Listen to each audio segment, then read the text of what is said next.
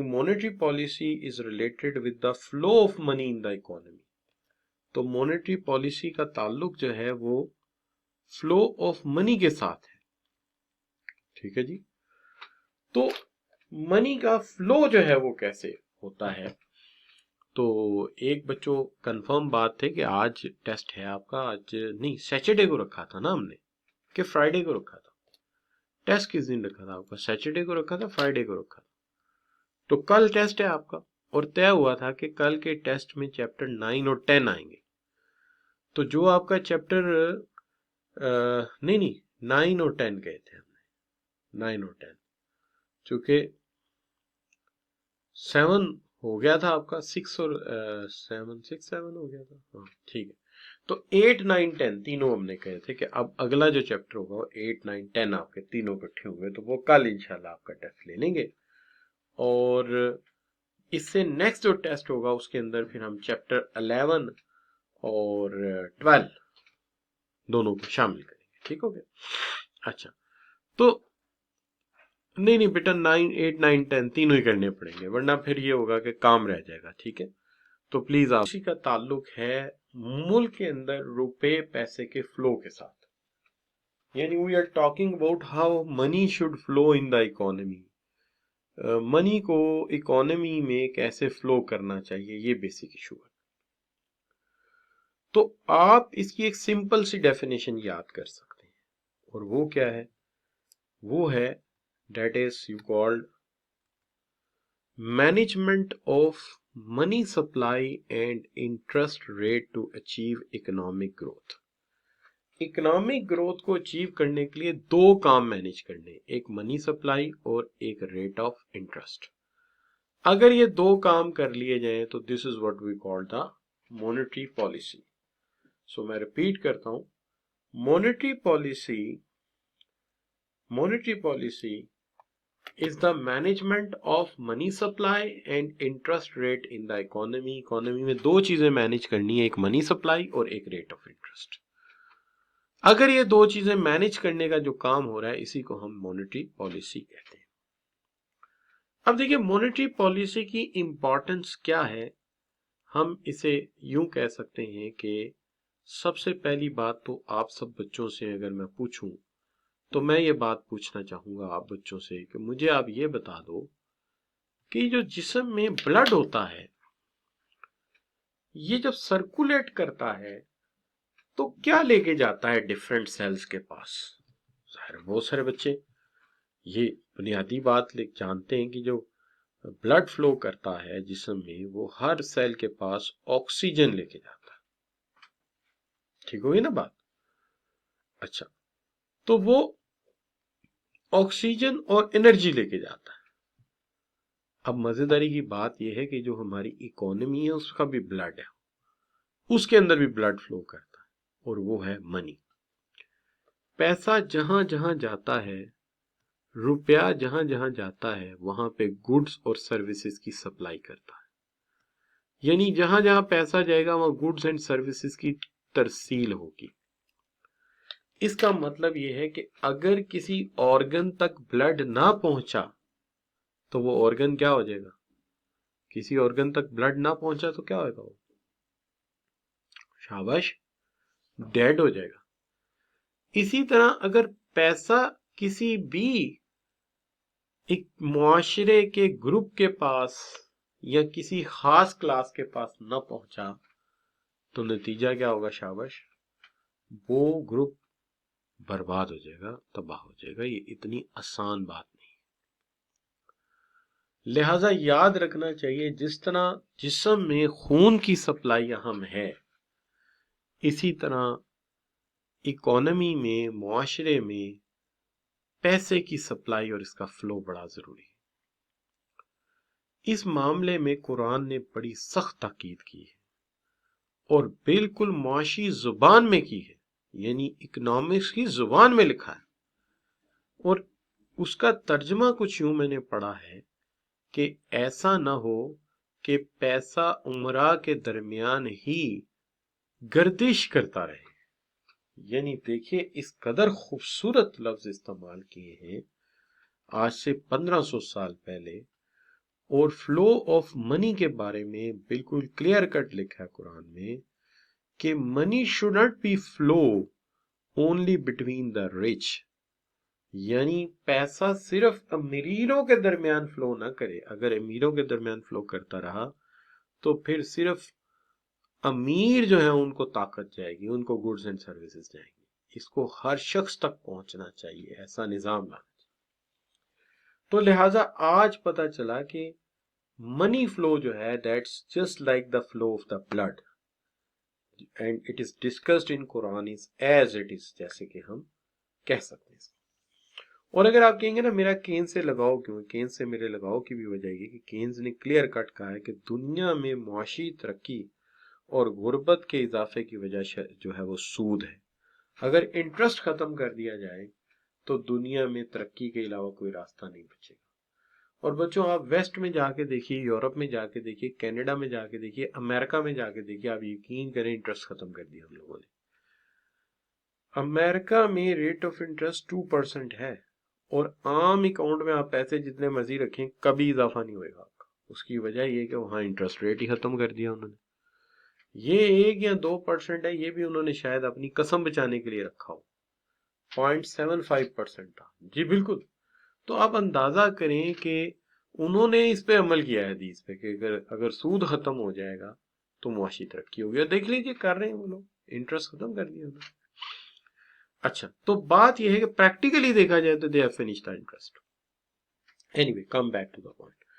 अब सवाल यह है कि जो इंटरेस्ट है, सॉरी ये जो मनी सप्लाई है, इसको मैनेज कौन करेगा। सवाल ये है हमारे पास कौन सी अथॉरिटी है हमारे मुल्क में या मुख्तलिफ मुल्कों में जो मनी सप्लाई को, रेट ऑफ इंटरेस्ट को मैनेज करती है। तो मिलिया रियाज ने कहा sir state Bank. State bank note print करता है, स्टेट बैंक करेंसी प्रिंट करता है और उसका नाम लिखा होता है बैंक दौलत पाकिस्तान, नीचे गवर्नर साहब के साइन हुए होते हैं। ठीक है जी। तो ये लिहाजा स्टेट बैंक करता है। तो सबसे पहले स्टेट बैंक की तरफ चलते हैं। स्टेट बैंक क्या चीज है? देखिए अब स्टेट बैंक ऐसा तो है नहीं कि मैं बुलाऊं कोई बंदे का नाम हो, मैं कहूं देखो ये बंदा स्टेट बैंक है। ये आपके सामने स्टेट बैंक की तस्वीर आ गई, ये है State Bank, State Bank of Pakistan. कहते हैं स्टेट बैंक क्या करता है? State Bank is a national bank, provide financial and banking services to its country's government.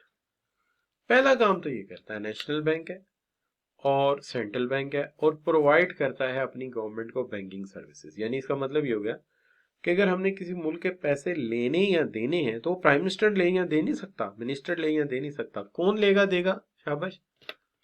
कौन गिव एंड टेक करेगा on the behalf of the state और government? That is done by central bank. Central bank ये काम करेगा, government नहीं करेगी। Government तो सिर्फ ऑर्डर करेगी। अच्छा, तो ये हमारा मरकजी खजाना है। दूसरी बात ये है कि ये हमारे कमर्शियल बैंकिंग सिस्टम को भी कंट्रोल करेगा। Not only do the work for the government alone, it is also going to help our commercial banking system and implement the government's monetary policy and issuing currency.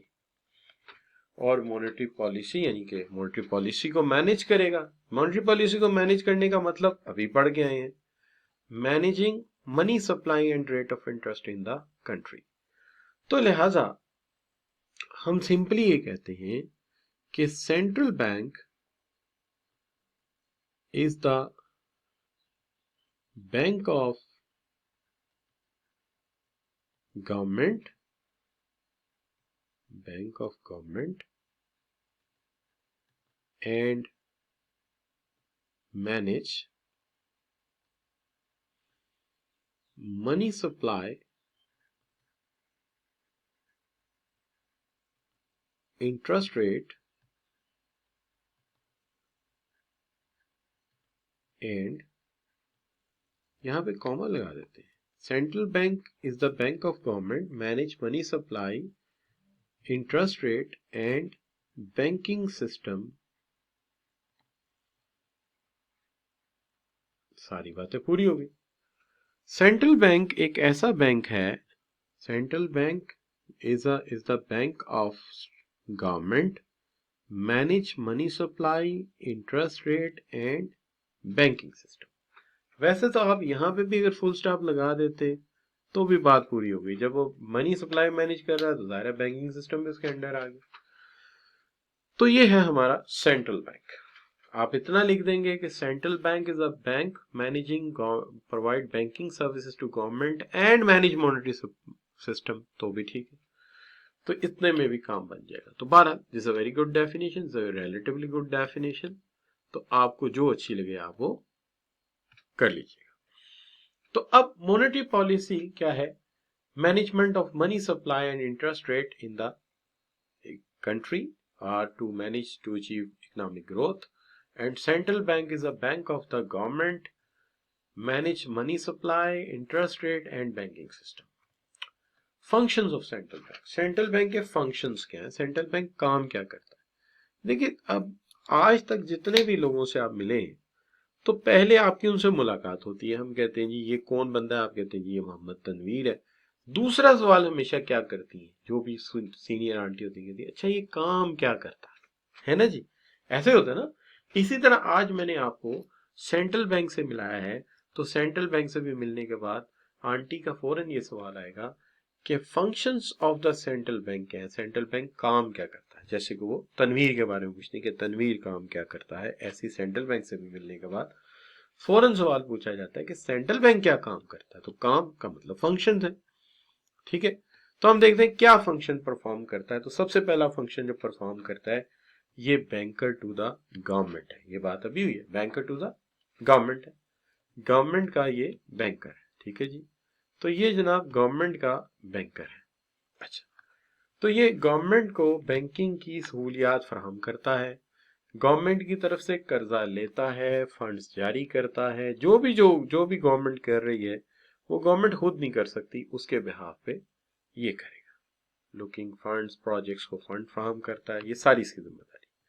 तो खजानादार, फिर जो हमारे bank हैं ये उनका बैंकर है। अगर हमारे बैंकर्स को पैसों की जरूरत पड़ जाए, उन्हें किसी रिजर्व की जरूरत पड़ जाए, तो वो भी सेंट्रल बैंक के पास जाएंगे, चूंकि ये उनके वालिद मोहतरम है। तो जब भी कोई बच्चा नुकसान में होता है तो जाके पापा से कहता है पापा पापा जो आपने पॉकेट मनी दिया था वो खर्च हो गया, अब ये है कि जो है जो ग्रोसरी वाला है पैसे मांग रहा है, तो पापा फिर पैसे देते हैं। बिल्कुल इसी तरह बैंकों के साथ भी होता है कि जब इनके पैसे कम पड़ते हैं तो ये अपने पापा यानी सेंट्रल बैंक के पास जाते हैं और उससे जाके रिक्वेस्ट करते हैं कि थोड़े से पैसे दे दें, हालात बड़े खराब जा रहे हैं। तो वो कहता है अच्छा कोई एसेट मेरे पास गिरवी रख दो ताकि मुझे भी एहसास रहे कि तुम पैसे दे दोगे, तो उसको दे देता। अच्छा, लेंडर ऑफ लास्ट रिजॉर्ट है कि अगर बिल्कुल ही खसारे में बैंक चला गया तो उसे कोई कर्जा नहीं देगा, लेकिन सेंट्रल बैंक उसको कर्जा जरूर देगा, चूंकि उसने गारंटी ली हुई है कि कमर्शियल बैंक के जितने अकाउंट्स में लेन देन हो रहा है उसका जिम्मेदार वो स्टेट बैंक को डिक्लेयर करते हैं। कि फर्ज कीजिए कि अगर मैं मेजान बैंक को पैसे जमा कराता हूं और वहां से निकलवाता हूं, तो गारंटी किसकी, गारंटी किसकी है शाबाश, यानी मेजान बैंक की तो मेरी नजर में कोई हैसियत नहीं है। मेरी नजर में हैसियत किसकी है, किसके कहने पे, किसने उसको स्केड्यूल किया है, किसने उसे रिकॉग्नाइज किया है।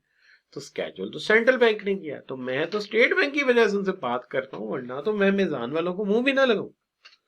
तो सेंट्रल बैंक ने आगे एक दफा मुझे कहा कि चलो यार मान लिया करो इसकी बात, तो मैं उसकी वजह से ट्रांजैक्शंस कर रहा हूं, वरना तो मैं गाड़ी भी नहीं खड़ी करूं इनके यहाँ।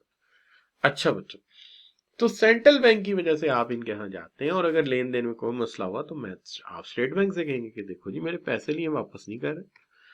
अच्छा, अब उसके बाद दूसरी बात यह एक्सचेंज रेट कंट्रोल। बस जारी बात है जब सारे पैसों के काम यही कर रहा है तो एक्सचेंज रेट को कंट्रोल करना भी इसकी जिम्मेदारी। मुल्क में जितना फॉरेन एक्सचेंज आ रहा है उसको होल्ड करें और उसको होल्ड करके उसे मुनासिब जगह पे खर्च करें। तो जितना फॉरेन करेंसी आती है किसी भी मुल्क से आ रही ये उसको करेंसी को खुद रख लेता है, आपको रुपए में ट्रांसफर कर देता है, ठीक है ना, आपको रुपए में ट्रांसफर कर देता है। आप मुझे बताइए, आपके अंकल ने आपको अमेरिका से ईद भेजी थी जब, तो वो जो ईद आई थी अमेरिका से वो डॉलर में मिली थी आपको? जब आप गए वेस्टर्न यूनियन पे या बैंक से आप लेने गए तो क्या डॉलर मिले थे? नो, डॉलर तो नहीं मिले थे। आपको क्या मिले थे? आपको तो रुपये ही मिले थे। तो डॉलर किधर गए थे? शाबाश, डॉलर किधर गए थे? डॉलर जो है स्टेट बैंक ने रख लिए थे। तो इसका काम है आपको रुपए देगा और जो है आपको रुपए देगा और फॉरेन करेंसी अपने पास रख लेगा। इसलिए कि इसने एक्सचेंज कंट्रोल लगाया हुआ। कंट्रोल ना लगाया तो आप रफड़ डाल देनी, मेरे डॉलर जो थे वही दो, मुझे वही चलना चाहिए जिसके ऊपर तस्वीर छपी हुई उसकी। मेरा हाल है लिंकन की तस्वीर है, किसकी तस्वीर है डॉलर पे, किसकी, जिमी कार्टर की तस्वीर है। क्यों बच्चों? चलो हमें क्या लगे यार, हमने कौन सा रिश्ता करना है, तस्वीर लगी है नहीं लगी, डॉलर है बस, बात खत्म होगी। अच्छा, तो बच्चों बात होगी अब ये क्रेडिट कंट्रोलर, कितना कर्जा जारी होना है और कितना कर्जा जारी नहीं होना चाहिए, तो ये भी इसके कंट्रोल में। How much loan should be issued, कितना लोन इशू होना चाहिए, ठीक है जी। तो यहाँ पे हमारा जो काम है वो क्या है, काम ये है कि कितना लोन इशू होना चाहिए, और फिर इसके बाद establish special banks, agriculture bank establish करना। इंडस्ट्री देखिए ना, कुछ स्पेशल बैंक है जैसे एग्रीकल्चर बैंक है, तो वो भी इसी ने स्टैब्लिश किया, ठीक है। इसी तरह अगर आप कहें कि इंडस्ट्रियल बैंक है, तो इंडस्ट्रियल बैंक भी इसी ने बनाया। तो ये सारे इसके काम। तो अगर आप देखें तो हमने ओवरऑल क्या किया, ओवरऑल हमने ये बात की कि सेंट्रल बैंक जो है एक ऐसा बैंक है जिसकी जिम्मेदारी है मॉनेटरी पॉलिसी को मैनेज करना, रेट ऑफ इंटरेस्ट को मैनेज करना, गवर्नमेंट को बैंकिंग सर्विसेज देना, ठीक है जी, और कमर्शियल या बैंकिंग सिस्टम को कंट्रोल करना। इसके कामों में जो काम है, ये गवर्नमेंट का बैंक है, ये बैंकर्स का बैंक है, ये आखिरी मौके पे उन्हें कर्जा भी देता है, उसके बाद ये एक्सचेंज कंट्रोल नाफिज करता है, फिर ये जनाब जो है स्पेशल बैंकिंग की ब्रांचेस भी खोलता है और कंट्रोलर ऑफ क्रेडिट भी हमारे मुल्क में। लिहाजा ये इसके काम है। तो इसके काम तो हैं बड़े बड़े बहरहाल, लेकिन इसके हवाले से सवाल कैसे आना है, मैं जरा आपके सामने सवाल भी रख दूं। तो सवाल ये है कि list any 4 functions of central bank, central bank के 4 फंक्शन लिख दो, लिख नहीं दो, सिर्फ लिस्ट बना दो, लिस्ट बना दो। लिस्ट का मतलब नंबर 1, नंबर 2, नंबर 3, तो कितने नंबर मिलेंगे हमें, 4 नंबर मिलेंगे, ठीक होगी बात। अच्छा, ये रिजर्व रिक्वायरमेंट ये मैं भी बात नहीं कर रहा, ये बाद में बात करेंगे। Describe the role of State Bank, कि स्टेट बैंक का रोल क्या है, तो जो फंक्शन है वही लिखेंगे। Identify the functions generally perform by central bank, तो ये सारे सवाल एक जैसे ही हैं जो कि आपको पेपर में आ सकते हैं। अब जहां तक सवाल है आपका which is you card, third point repeat कर देते, थर्ड पॉइंट रिपीट कर देते। थर्ड पॉइंट कौन से वाला है, ये रहा। स्पेशल बैंक जो है वो हेडिंग लिख दो यार, हेडिंग पता लग जाए कौन सा वाला हेडिंग, शाबाश।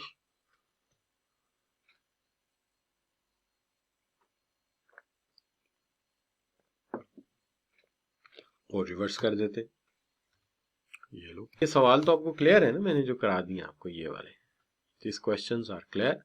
अब चलते हैं मॉनेटरी पॉलिसी की तरफ, एंड रेट ऑफ इंटरेस्ट।